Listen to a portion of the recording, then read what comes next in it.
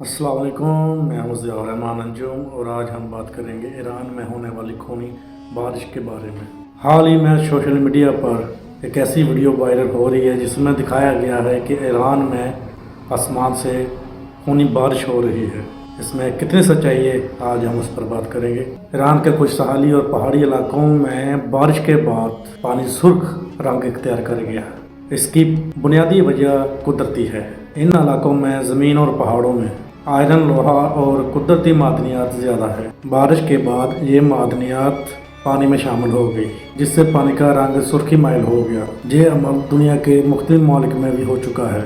इस्लाम हमें तहकीक, अक्ल और सच्चाई का हुक्म देता है। कुरान कहता है, ए ईमान वालो, अगर कोई फासक तुम्हारे पास कोई खबर लेकर आता है तो तुम पर यह लाजिम है कि उसकी तस्दीक करो। हर गैर मामूली चीज़ को क़यामत की निशानी कहना या खौफ फैलाना ये इस्लामी तरीका नहीं है। नबी करीम सल्लल्लाहु अलैहि वसल्लम ने हमें अफवाहों से बचने और इल्म पर बात करने की तालीम दी है।